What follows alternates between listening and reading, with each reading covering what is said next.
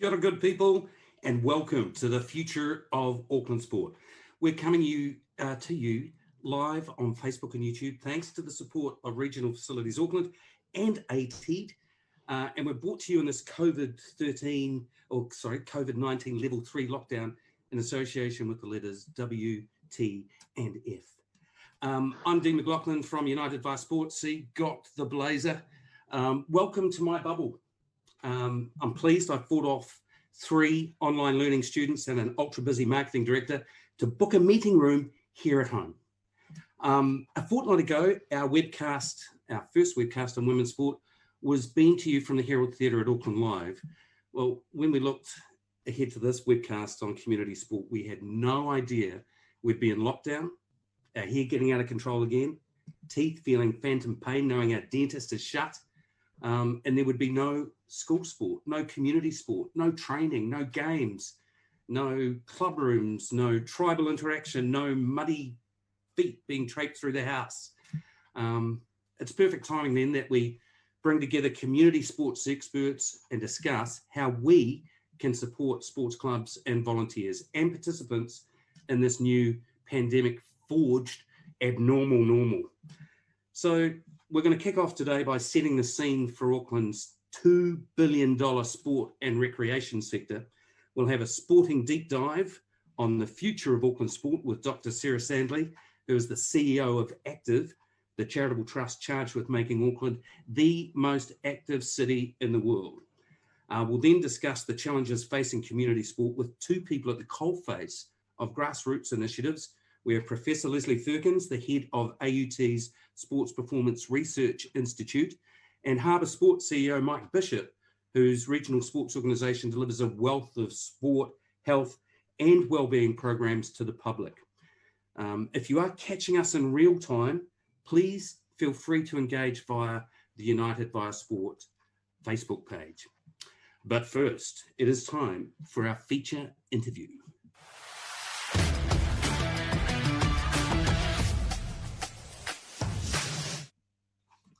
Our first guest was a corporate high flyer when she became involved in the setup of Active in 2013. She's been leading them ever since and still cleaning up all comers on the table tennis table. Dr. Sarah Sandley, great to have you online with us. Welcome to my bubble. How's yours? Kia ora, Mike. You're making me giggle already. Good. I'm good in my bubble, actually. Thank you very much. Just me and my little cat. My beloved lives in Adelaide, so I'm in one of those modern long-distance relationships. So that's my main challenge. Sarah, how big is community sport in New Zealand? Can you just set the scene for us in terms of participants and funding and facilities and workers in the space? It's really big, Dean. It's big and it's important. So in terms of the big, it's worth, as you've mentioned, around $2 billion to the Auckland economy a year. There are 25,000 paid employees, supported by 300,000 volunteers who are contributing 22 million hours of their time, worth about $340 million. It's home to most of the country's national sports organisations, to 62 regional sports organisations, 1,800 clubs, and there are around 450,000 members. So they're the numbers, but what that belies is the very real significance that this has in so many people's lives in Auckland, their sense of identity, their connection with others. It abates loneliness, it promotes physical and mental health, and provides social connections. And not insignificant in Auckland, it increases tolerance of other ethnicities and connects people across what might otherwise be boundaries. So it's very significant. Yeah, and I certainly missed the community sport on the weekend, and we'll have a chat about the impacts of COVID in a minute, but what is your vision for Auckland from an active perspective, and what are your key objectives in striving to make us, get out there and participate in sport? We have a really bold vision for Auckland to be the world's most active city, and we're running into some pretty serious headwinds when we think about that, because Auckland's population is predicted to grow from its current 1.5 million to 2.4 million over the next few decades. There'll be a bulge of older and younger people, and a very significant change to the ethnic mix in Auckland. Now, we know from our projections that if nothing in people's current behaviour changes, by 2040, 1.5 million people, according to the World Health Organization standards, will be underactive or inactive. And about 500,000 of those will be 17 years and younger. So that's just quite a horrific scenario to contemplate in terms of the kind of city we live in and how well people are mentally and physically. So in response, last year, we worked with 40 stakeholder organizations and hundreds of people to work out our long-term strategic framework. We need to work long-term because these issues are quite ingrained and will take a long time to fix. So it's out to 2040, and we've got 7 strategic priorities. And the first one is that underactive Aucklanders are more active. So we're making a choice there. We're not talking about people like you and me, Dean. With respect, we can take care of ourselves probably. But we're really pinpoint accurate on people who might otherwise be at risk of being underactive and inactive, and removing the barriers that exist for those people so that we have a healthier, happier city into the future. And there are 6 other priorities that include initiatives such as partnering with Māori, great spaces and places, keeping pace with the changing Auckland around the need for there to be leadership changes with the change to ethnicity. Together we go further, collaboration, leading the conversation, because we're in the behaviour change business. So in order to achieve that, we have to communicate with people and help people, equip people with information and knowledge. And what shapes your decision to fund various aspects of sport in Auckland? We're pinpoint accurate around our strategy. So our key focus for the next 4 years, by way of example, are tamariki and rangatahi, 24 years and under. And we focus on low decile communities, and with a call out for specific ethnicities who tend to be underactive, less active than average, such as Samoan, Indian, and Chinese populations. We invest mainly through others. We have a series of core partners, one of whom is joining you later today. Harbour Sport, Mike Bishop is joining you. Sport Auckland, CLM Community Sport, College Sport, Sport Waitakere. But we also manage and administer some very large funds, such as Kiwi Sport and the Community Resilience Fund, which are currently in play. And what have been some of your key success stories since you were debuted back in 2013? I think I would point to investment to begin with. Auckland's a rapidly growing city, and we have a key role in increasing investment into Auckland so that these objectives can be fulfilled. So there's been a significant increase, long-term increase from funders. In our first year of operation, 2013-14, our turnover was $8 million. This year, it's projected to be $19.5 million, which is a 240% increase. And the majority of that goes out to others. About 94% of that, directly or indirectly, reaches others. So it's been a big win for Auckland and was much needed. Another one is advocacy. We play a key role for advocating for the sector. So, for example, in the last Auckland Council's last long-term plan, we worked out that the council, by its own account, was looking to underinvest to an adequate level in facilities by $500 million. So we led a sector campaign under the Sport Matters banner with help from our partners such as Harbour Sport. And the result was that council wrote an additional $120 million into a partnership facility fund. Strategy, there's a clear Auckland strategy called the Auckland Approach to Community Sport, and that lines up, down and around across the sector, and we invest that way and people work to that strategy. Shared services, we have taken $2.5 million net of costs out of the back office costs for the sector since the inception of shared services. And a critical thing is that we help other leaders to address universal problems. So, for instance, with Good Sports, which helps organisations and leaders, adult influencers, to understand what it is that motivates children to keep playing sport. HERA, which addresses underactive teenage girls and talks about the approach that is taken to encourage them to be more active. Or with the COVID-19 response, just helping other leaders to navigate these uncertain times. So that's quite a significant part of our role. And so just distilling it down, what's your wish list for community sport in Auckland? Cool. Number one for me would be a functioning fit-for-purpose network of multi-purpose community facilities. The facilities in Auckland we need more, and we need them to be better and more multi-purpose. The second thing on my list would be, my wish list would be every adult influencer with a coach, teacher, parent, kaumatua, kuia, understands the absolute importance of physical activity in the lives of their children. That would go a huge way to addressing underactivity levels. And more investment, continued trend of more investment so that the city can keep up with the needs and demands for community sport across the region. And Sarah, looking at the COVID impact, it must have had quite an astonishing impact on Auckland community sport, school sport. Yeah. It's been quite,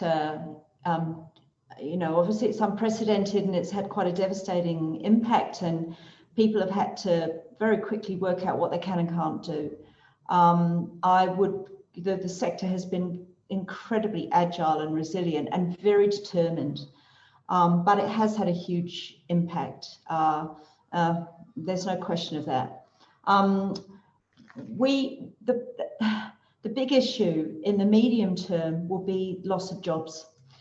AT predicts that 50,000 people will lose their jobs in Auckland in the medium term. That's 50,000 households who may not have the discretionary expenditure for sports equipment and membership fees. And that concerns us hugely. And we're starting to see that through the return to play survey that we have in the market at the moment, where The main concerns for the sector are loss of membership and the financial impact of that, people resources, whether paid staff or volunteers, and mental health. They're the three things that people are talking about at the moment. So we're trying to adjust our response accordingly. Yeah, because no bar takings, no people through the club rooms, sort of no patrons through. How do the bricks and mortar club rooms that we know and love survive this COVID outbreak? The government has been tremendously responsive. Sport New Zealand has been successful in securing an additional $260 million for the sector over the next 4 years. So that is huge. In terms of the near term, what's occurring, there are relief funds available. Of course, there's the employer wage subsidy, but as well, there is something called the Community Resilience Fund that is specific to sport and which Active is administering, and you can go onto the Active website to find out more about that. So there are sums of up to $25,000 available to sports organisations and recreation organisations in this second round of that fund. But there's no question, Dean, that there'll be widespread implications through COVID, and there'll be a lot of change. Yeah, because it also presents an opportunity, I guess, going forward. And looking at some of the challenges, I hope it doesn't affect things like community sports facilities, because from what I understand talking to you, we need them. We do. We need more of them, not fewer of them, and we need them to be better. There's a lot of dilapidated facilities across the city, so we are very exercised about that in our advocacy to council with our partners. It's absolutely core. We're part of something called Active Citizens Worldwide that works with Singapore, London, and Stockholm, and we submit big data along with them, and it's analysed. And so the factors that influence people's participation can be seen.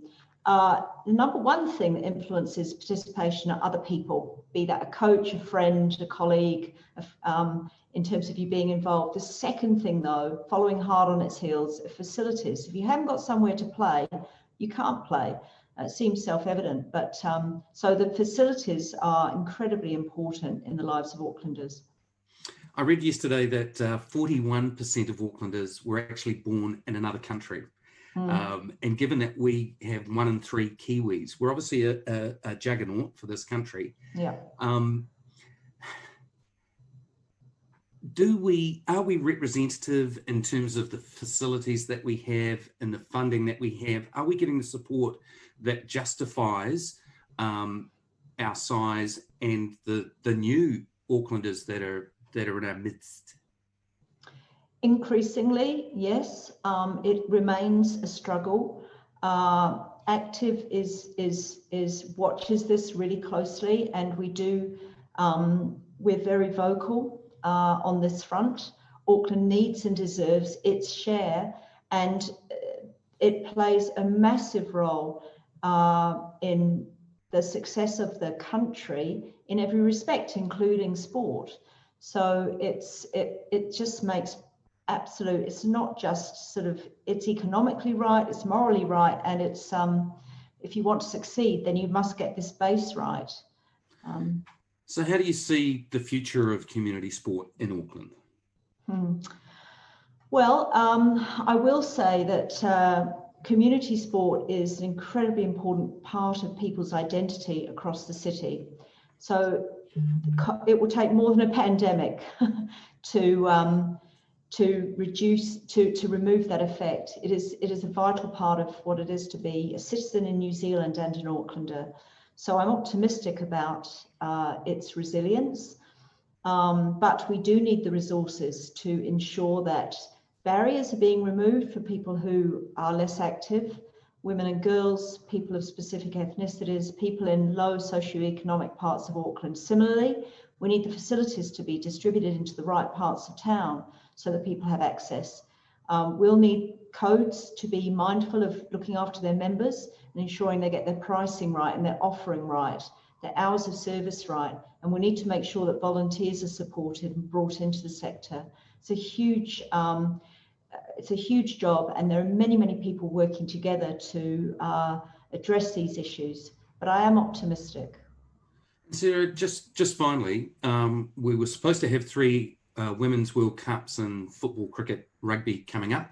One's been deferred, postponed, not indefinitely, which is great. But how do we strike that balance between hosting elite events and channeling elite athletes into that realm and doing what's right for grassroots community sport? Yeah. Well, they're complementary, of course. I think for the World Cups that you've mentioned that are coming up, you can't underestimate the hugely inspiring effect that will have on girls and women across the country and the globe.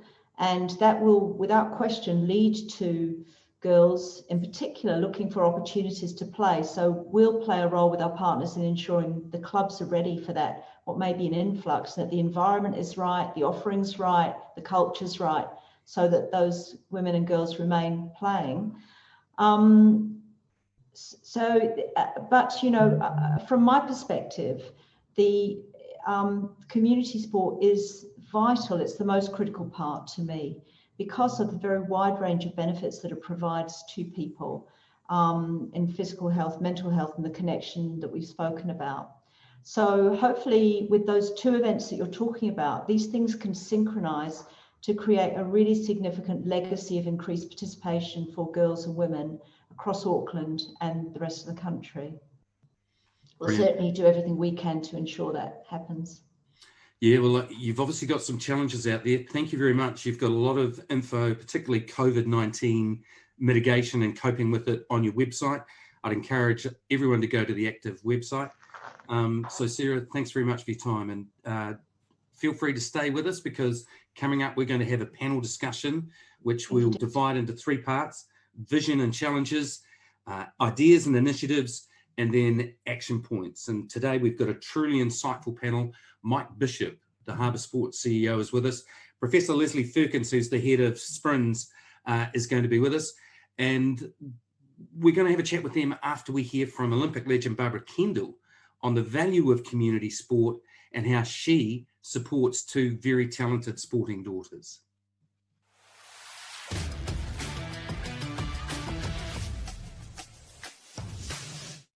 It's child-led, parent-supported. So yes, we direct them in certain directions, but we don't really push. So what they achieve is actually because of them, not because of my husband or myself. The only thing that I expect of them is that they give it 100% and that they don't give up. So it's just innate in them that whatever they do, they just never stop trying and they don't give up, and that's the most important thing. If they're happy and they're thriving and they're doing the best that they can and they're enjoying it, then that is a win. Results are irrelevant to me. The results are irrelevant. It's the attitude that's the most important thing. It's actually all about them getting experiences and experiencing what's all the values and all the learning that sport can give you. That to me is I would pay a lot of money for my kids to have those opportunities because I know what it can do to building their character. One of them is dedication. So when you are a team, you have to turn up to training, because if you don't, you let the team down. You turn up to training if it's raining. You turn up to training if it's cold. You turn up to training even if you're sick, just to support the other teammates. So you learn that teamwork, you learn that, that determination, that resilience, that grit. They learn that if you've put all this time in and then you lose, how bad that feels. But then how quickly they learn how to bounce back and say, actually, this is what we did wrong. This is what we need to do next time in training. Let's come back and pull the team together and come back fighting for the next time. Where else do you learn that? Bouncing back from real knocks and disappointments and learning to bounce back. And the list just goes on and on and on. And you can tell them about it, but until they actually feel it, breathe it, experience it, they're never going to have those values that are deep-seated within them. So sport to me is incredibly important for everybody.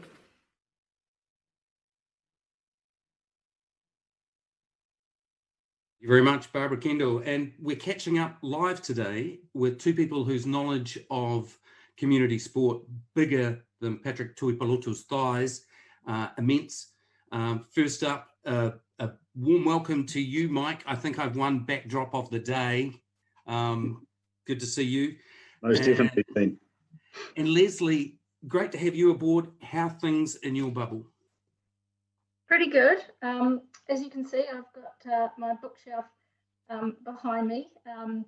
I was chatting with Sarah earlier, and she was telling us about how she's had a clean out of all her books, and my partner has made me do the same. So these are my final remaining books, and I thought I'd put them on show today.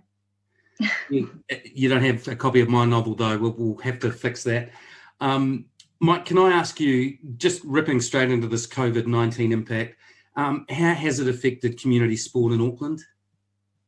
Oh, significantly, Dean. Yeah, look, if you've been involved in sport all your life, as I have, as a player, a coach, and administrator, you kind of took it for granted that it just happened. And then when COVID struck and we went into lockdown for the first time, everybody started to realise that they missed it deeply because it was an intricate part of their lives for a long time, both themselves as parents and their children. And so it's been crucial that we keep a focus on it as much as we can while we're in lockdown, but also when we're out of lockdown, get back to it as soon as possible so that people feel engaged. And Leslie, what sort of effects of COVID have you seen? I know it's just been one weekend so far, but we've got another one coming up. We're still up in the air about whether it's going to continue for another 2 or 3 weeks. It must be a very disconcerting time for participants, volunteers, everyone. Yeah, sure. And, I think one of the challenges of this second round to lockdown is that now we're in just that space of switching into the summer codes. And I know, rugby did it incredibly hard initially, as a winter code in terms of the community membership and play, because they were planning, they were in the midst of that. And now I fear for the summer codes and, the tennises and so on. I know we play sport all year round. We're so fortunate in Auckland to be able to do that from a weather point of view, but certainly the organised side of things in the community, the seasons do matter. And I actually have a kind of a fear around, the next round of codes that are facing a summer season that may not be able to get those memberships and participation finances in. So we'll just have a quick look in a minute at the sort of impacts. But in terms of vision, just putting COVID aside, what's your wish list for community sport in Auckland? What are the things you want to see become the norm? So for me, Mike, I'll jump in. For me, I have a vision, and I guess it's a vision rather than a wish list, and it really speaks to a lot of the things that Sarah spoke of earlier, around us becoming a very welcoming and inclusive community. That is the community of sport people in the Auckland region. I have a particular focus on the organised sports system, and that means the clubs, the regional associations, the national bodies, the facilities, the ways that we organise ourselves to invite and come together to play sport. And I think we need to be better at being welcoming and inclusive in that. It's a funny thing, sport, we create these kind of, little exclusive kind of membership type sort of scenarios, which is great. They create the tribes of sport. People think of those horror stories in school where they either got picked or didn't get picked for the team. We have that going on in sport too, which creates, the cool sense of fun and being included, but it also creates exclusion. And we really need to look at that in the community sport context. And we really need to work harder at being far more welcoming in our club environment and far more inclusive in the way that we invite those who may be less able, who look different, who have had different experiences to us. Mike, what about you in terms of your desires, your vision for community sport in Auckland? Yeah, Leslie summed it up very well, I thought. We've had a traditional model of delivering and I guess participating in sport in this country for a long, long time, which has worked pretty well, but it needs to change, and we need to be more inclusive around how we deliver sport and how it's, I guess, digested by those that have shown interest in it. On the shore, we've got 33% and growing of our population is Asian. So, we need to be delivering sporting opportunities for those people so that they can firstly assimilate into New Zealand society, but secondly then share their experiences of sports from their own countries, their own backgrounds, so that we all get an experience of very different types of sport how it's delivered, how it's played, how it's digested, I guess, by people that are watching it, and making sure that, Sarah mentioned earlier that we've got ageing facilities, etc. We've had a traditional model in this country where if, for example, you represented the local rugby club, it had its own club room stuck in a park.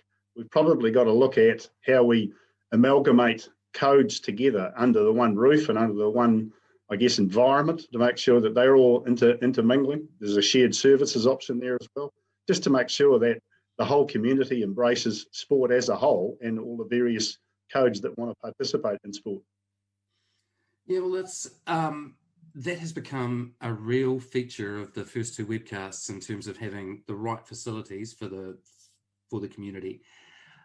Let's have a look at the slide that we've put together and been working on in terms of vision, because there are a lot of things that we would like to see happen that maybe aren't happening at the moment. And if we look at them, obviously getting underactive Auckland is more active. The investment's expertly directed at the area of most need and keeps up with what is substantial growth. Mike, do you see that investment being channeled into the right places? Oh, I think it can be improved, Dean. The recent announcement of the CEO of Sport New Zealand resigning probably gives us a really good opportunity nationally, as well as in Auckland, to focus on sport and how it's delivered and how it's funded right across New Zealand, and particularly in our big city here. And I think that's a really good opportunity for sport to sit down and really review closely how it's delivering what it does and what bang it's getting for the buck that it has. It's been difficult for many years to raise money to keep sport, both at a community and at a high performance level, going. As a country, we know we massively overperform on a lot of sporting fronts on the international stage, and often it's on the smell of an oily rag, particularly at that high performance level. That could be funded better, I believe, and what goes alongside that is better funding into the community side of sport, because at the end of the day, you don't have elite sport if you don't have the community first. Every elite athlete started out in community sport. So we need to prioritise how we do that as communities, and across Auckland, we've got, as has been said, some ageing facilities. They probably need a reboot, and we need to rethink about how we deliver sport and it's digested by our youngsters coming through, so that we give them the best opportunity to partake in sport at any level and to really be part of it throughout their life, whether as a player, a coach, or an administrator. Also in that vision slide, we saw aspects like mana whenua are an integral part of the journey. So we're working with Māori to determine best practice. Clubs thrive, community sports recognised as a social influencer. What strikes you, Leslie, in terms of the vision and potentially things that need to be addressed? I think learning to partner in a really authentic way with Māori in the first instance, and then increasingly, I think in the sport context, certainly for me in the work I've been involved in with Pacific, and so other very important ethnic groups, obviously Māori, Indigenous, and then other important immigrant ethnic groups that can contribute into our space. And this is not just about kind of having them come along and be involved and do things. This is about really understanding, for example, Māori worldviews around well-being and mana enhancing, which can really enhance the way that we can view sport and generate the best out of sport for the health and well-being of our country. And similarly, the project I was involved with New Zealand Rugby called Navigating Two Worlds was about Pacific contribution to leadership off field. So leadership inside New Zealand Rugby's system, because of the very high number of playing population in terms of Pacific. And it wasn't just about more Pacific doing some voluntary roles, if you like, in clubs. It was about really embracing the way that Pacific understand leadership and using those that framework to really help and strengthen the way that we influence and lead within our system. And when I say that, I mean things like a service orientation to leadership, a very relational approach, valuing relationships, the informal contributions of influence, not just the person in charge in the CEO position, but all of those other people around that can influence, that Sarah also spoke of, which leads to more of a collective approach to the way that we organise, influence, lead, come together. And I think there's a great deal we can learn from our Indigenous, from our Māori, and also from our Pacific communities in the way that we lead, organise and structure our community sports system. Awesome. And look, we're going to have a decent look at the challenges facing community sport. And I'd like to start with a quick flashback to our first webcast, which was on women's sport a fortnight ago. Here's that panel's take on barriers for women in sport.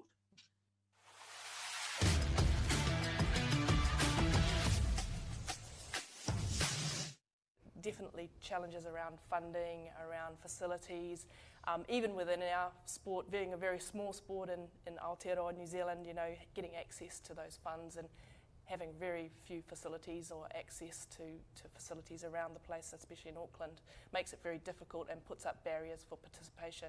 Well, I think it's really apparent in every part of New Zealand that there is systemic inequity in how women and girls are funded in sport.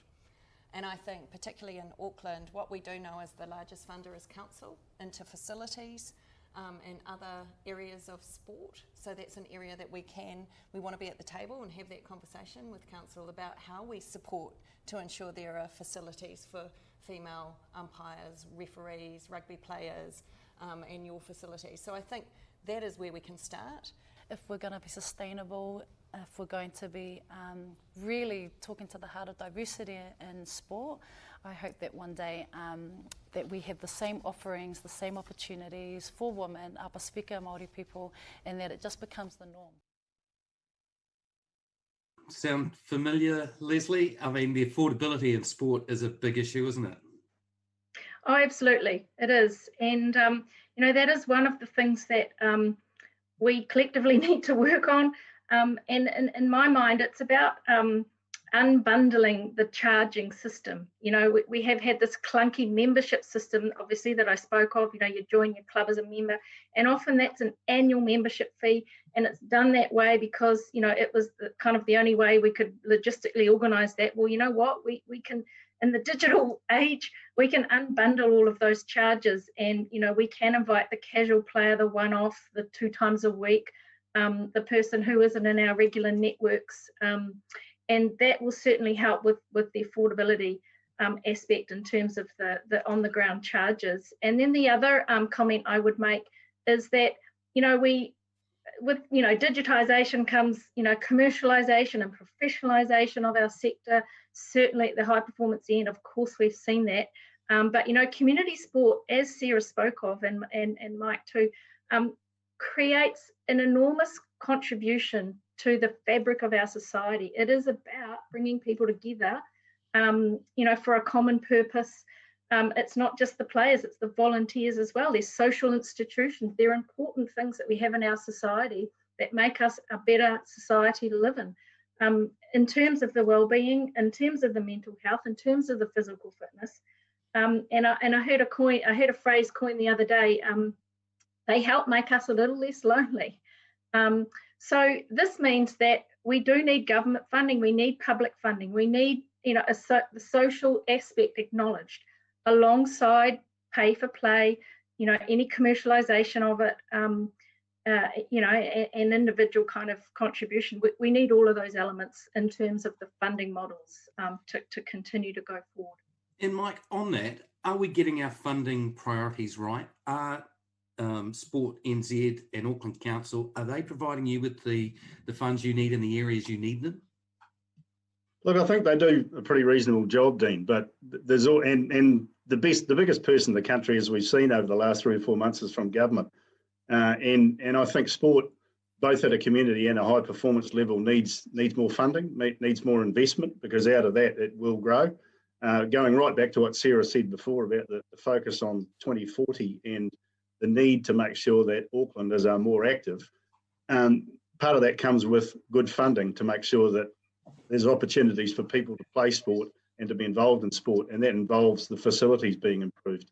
And look, it's an annual challenge. There's a lot of priorities for the money that government has, but sport is, as Leslie's just said, a massive community connector. And if we water that down and allow people to walk away from playing either social sport or organised sport, then it's to the detriment not only of our high performance sport in the future, but also us as a community and us as a country, because there will be physical and mental challenges come out of that, particularly later in life. If you don't have a sporting ethic and a desire to get fit to play sport as a youngster, when you're in your 40s and 50s and 60s, you're more likely to be a burden on the health system, and there's a consequent cost to that. So for me, I'm a big advocate of more funding in sport and to make sure it's spread widely right through all of our communities. Brilliant. Well, let's just look back over the challenges facing community sport. We'll start with a quick flashback to a slide that we've prepared on challenges. And obviously coping with the impact of COVID is one of the biggest things. The financial hit we're taking has got to be overcome with obviously targeted funding in the right areas. But guys, how do we future-proof, looking ahead to initiatives, how do we future-proof a city that 1 in 3 New Zealanders is calling home, and it's going to get up to 40% before we know it, and it's going to be over 2 million before we know it? Go, Mike. Okay, I will. Thanks, Leslie. Look, I think a lot of it's been said already by all of us, I guess, and that's everybody working together to make sure that we ensure that sport's able to be digested and that it's able to be put on. These are challenging times, and it's taught us some lessons about how we can do that, I guess, a little bit differently and a little bit better. I mean, there's been no example for me of a better example for me through the COVID process of the community really getting in behind sport to see Super Rugby. Now, Super Rugby is played by elite athletes, but Eden Park's been full for every home game for the Blues, and it would be some years since that's been the case. And that is the community lovers of the game who have been thirsting for something to cling on to. And we need to find ways to produce that sort of environment so that people can get their fix in sport, but also to make it available to people so that it's there available to them at their fingertips, both digitally and in the physical sense going forward, because that's going to be a crucial part that binds our Auckland community together as we head into the future. Because our current administrators, and I'm one of those, our role in life is to make sure that these things are available for the next generations coming through, and that they can participate in sports that we've loved all our lives and new ones that are coming into focus. Leslie, looking at the drop-off, we often have some danger times where we lose people to sport. COVID-19 and the halt that we're getting is obviously one of these danger times, but how do we address traditional ones, particularly young girls that I guess get to 13, 14 and then fall off the grid? Yeah, sure. And I think, that is one of the big chestnuts of our system, is the connection and relationship between schools and clubs in terms of the organised element of it. And in the worst instances, there's a very big disconnect between schools and clubs. And in the best, there's a nice kind of seamless sharing, working together of, and Mike said it before, we need to work together on this in our system. And we have, traditionally come from values of competition, patch protection, parochialism, and all of these kind of values, I guess, kind of sometimes obstruct us when we know we need to come together to figure out these issues. And so, that it is a well-worn word, but, the collaborative nature of our separate legal entities, of which there are thousands. If you think of all of the clubs that Sarah mentioned, the regional bodies and the national bodies in Auckland, for example, and then there's the schools, the tertiaries, the regional sports trusts, actives, and so on. There's a whole lot of separate legal entities with their own constitutional responsibilities, and we need to figure out the ways that we can work together to focus on those critical issues, such as one of them is the diversity inclusion that for me, and the other is those key transition points between the teenage years, changing schools, leaving school, those critical points. And I think we're getting there. We're figuring out how best we can work together and not stumble over each other. But we've got a whole lot more work to do in that regard. Yeah, Mike, do you think that there is we're entering into an era of greater collaboration because of things like COVID? Oh, look, what's that saying? Never waste a good crisis, Dean. And I think that this has given us a real opportunity. As I said earlier, I think it's time for sport in this country to come together, have a proper review of how we deliver it and digest it and participate in it, and get it right for the next generation. There's good money being poured in by government, and that's great. There can always be more. But I think, and Leslie's just touched on it, there's a lot of participants in sport. There's a lot of organisations that have been set up, some in cases for over 100 years. And are they still fit for purpose? Maybe it's time to sit down as a sporting environment and work out how we do this best and how we do it better for those that are coming after us, and making sure that those there is good bang for the buck, and that those that are involved now ensure that we set up systems that are better than they are now, and make sure that they are able to be utilised by particularly our youth coming through. They are our future. We've got to make sure that they've got one, and I'm a sports lover, so I'd love to see it in sport, but we've got to do it differently, and we've got to do it better. And I think it's time for a significant review of how we do it. Look, it's hard to disagree with that, particularly when you see the population explosion that's going to be taking place in Auckland, what has been taking place since 2013 and is continuing. Again, read yesterday that a dozen new schools are going to be needed in this greater Auckland region by the end of this decade. So there's an opportunity to look at other infrastructure and say, well, okay, what can we attach to these schools, or how do we feed the community with things like sports facilities? Would you agree, Leslie? Yeah, well, I think, as you guys are talking, I'm thinking of the organised sports system, the structure, and that is, the code-based approach that we have with the NSOs, the regional sports organisations in one code, and then the clubs, and then around that we have those that are trying to help facilitate the local level community sport delivery and offering. And I'm actually very encouraged by the work that NSOs, national sport organisations, are doing within their codes to now reach into the club context. And they've only been able to do that to help bear, their resources on some of these issues we speak of, because the regional sport organisations of the codes have worked out that this collaborative approach to this is the best. They've allowed them in. So, that those were separate jurisdictions, and the national body would tell the region, and the region would try and tell the clubs, and that's how it kind of used to work.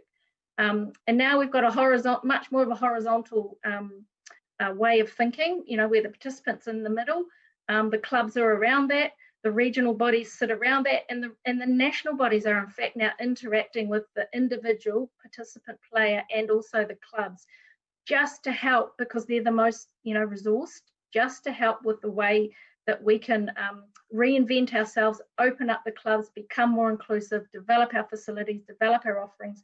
That's a pretty hard thing to do when you're a voluntary club, but you know what? It can be done with the help of the regional bodies, the RSTs active, and also the national body now becoming very much more involved in a number of sports. And I think that's a really good, it's a really good approach. And after that will come perhaps, maybe we need less of those entities around the table. And so, how do we do that? And it's not about trying to protect our own patch and keep our survival. It's about bearing on the best interests of the club and individual participant. Yeah, I couldn't agree more with than what Leslie's just said there, Dean. We need to keep a focus on the participant being at the centre of this thing as we go forward from here. We've been pretty good at administering sport for a long time in this country, but we've also been pretty good at creating, I guess you'd call them bureaucracies, where people think they've got good ideas, and those organisations expand and grow and do what they think is right for the code. But in many respects, it's not getting down to the code and to the community.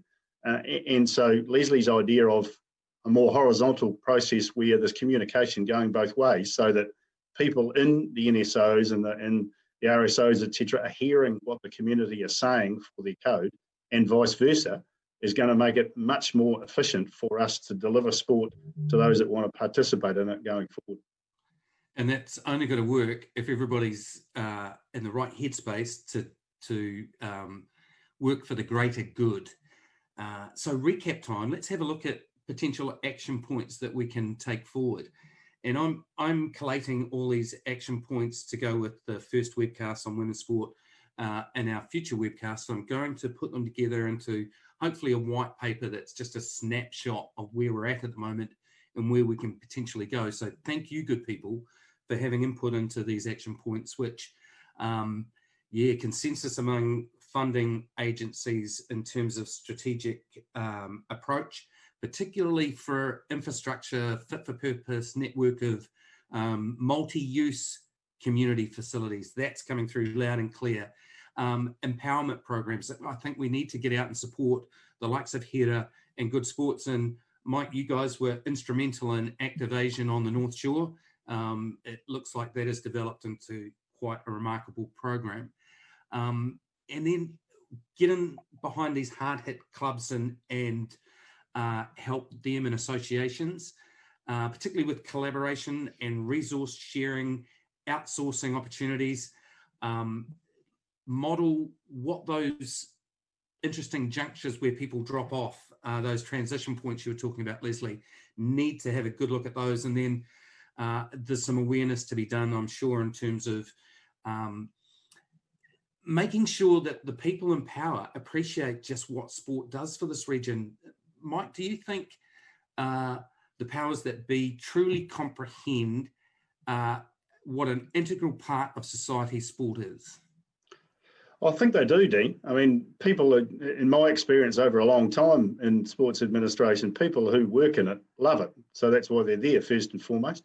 So they do. But I think there has been, I wouldn't call it a disconnect, but there's been, I guess, a crack in the thing where the communication has tended, as Leslie said earlier, to be more top down than right across the spectrum. So it's easy to sit in an organisation thinking you're doing the right thing and hoping that you are, I guess.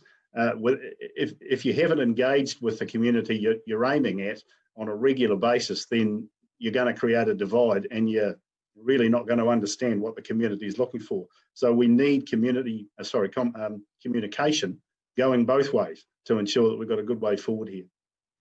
So just finally, Mike, do you think we can get into that position where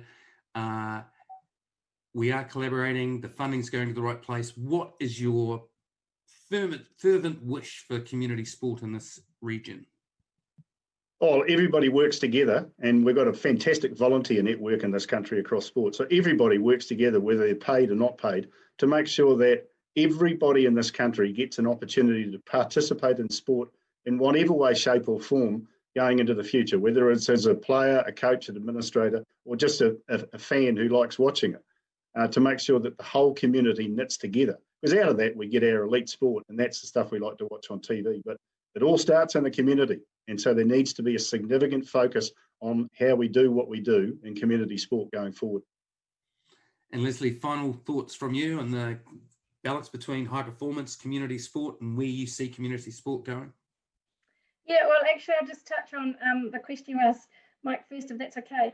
And my aspiration is that we in fact reinvent the way that we see leadership, and that leadership becomes this idea of a collective contribution into the leadership space.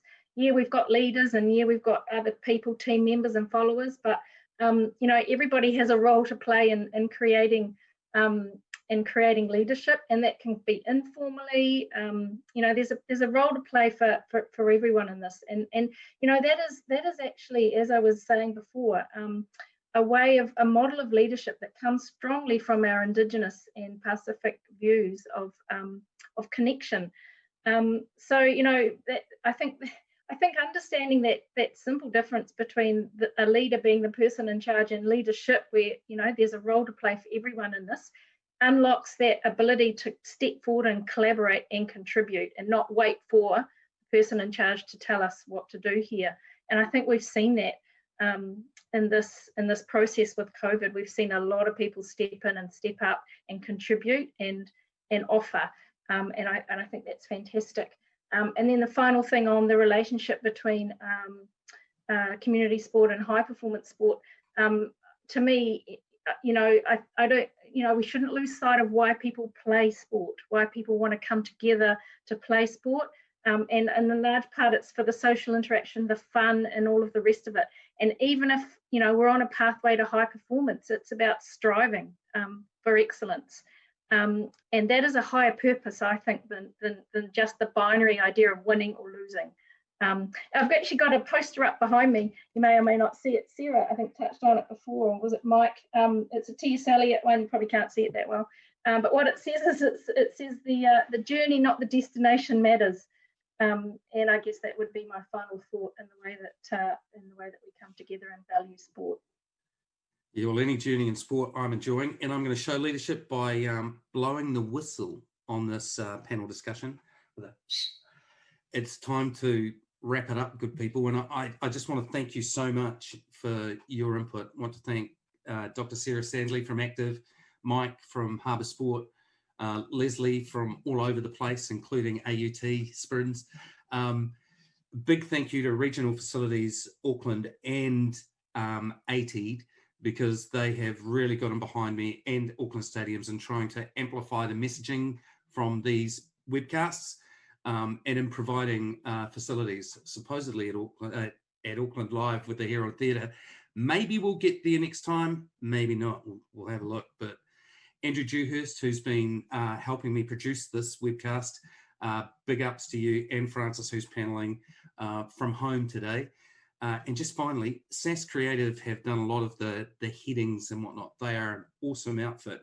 And the countdown video that they did earlier on was theirs. I love that countdown video. I think I'm going to incorporate it into my everyday life. Countdown to go and do some cooking in the kitchen. Countdown to go outside and do some gardening. Should be quite fun. So basically, do join us again in 9 days' time, where we're going to have a look at the future of high performance sport. And when I say high performance, I'm talking about the elite, professional, the franchise end, what's happening in the Auckland scene, what could happen. That webcast is going to come to you from 11 o'clock on Thursday, the 27th of August. So that's towards the end of next week. And once again, you can catch it on @United via Sport on Facebook and YouTube. So yeah, don't know if it's going to be in our bubble or whether it's going to be from the Herald Theatre, because we find out the night before. But whichever way it goes, I'll probably continue to wear pants. So that's it from us. Thank you so very much for watching. Stay safe in your bubble, please, and look after each other, eh? Stay calm, keep active, and until next time, love your work.